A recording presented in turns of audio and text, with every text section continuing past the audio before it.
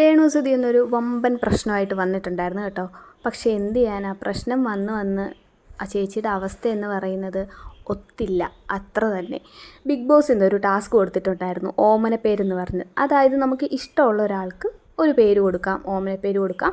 അതുപോലെ തന്നെ ഇഷ്ടമല്ലാത്ത ഒരാൾക്കും പേര് കൊടുക്കാം. അങ്ങനെ രേണുസുതിക്ക് അക്ബർ ഇട്ട പേരാണ് സെപ്റ്റിക് ടാങ്ക് എന്നുള്ളത്. തിരിച്ച് രേണുസുതി അക്ബറിനൊരു പേരിട്ടു, വേട്ടപ്പട്ടി എന്നുള്ളത്. അപ്പോൾ രണ്ടുപേരും സമാസമായി. കാര്യം, ഒരാളെ സെപ്റ്റിക് ടാങ്ക് എന്ന് വിളിക്കുന്നത് അത്രത്തോളം മോശമായിട്ടുള്ളൊരു പേരാണ്. അപ്പോൾ എന്തിൻ്റെ പിൻബലത്തിലാണ് അങ്ങനെ വിളിച്ചതെന്നറിയില്ല. കാര്യം, രേണുസുതിക്ക് സോഷ്യൽ മീഡിയയിൽ ഭയങ്കര നെഗറ്റീവ്സൊക്കെ ഉള്ള ഒരാളാണ്. ഇനി അതിൻ്റെ ബേസിസിലാണോ അക്ബർ അങ്ങനെ വിളിച്ചതെന്നറിയില്ല. എന്തോ ആയിക്കോട്ടെ, അക്ബർ അങ്ങനെ വിളിച്ചു. അതിനൊരു മറുപടി എന്നോണം രേണുസുതി തിരിച്ചും ഒരു പേരിട്ടു. അതവിടെ കഴിഞ്ഞു.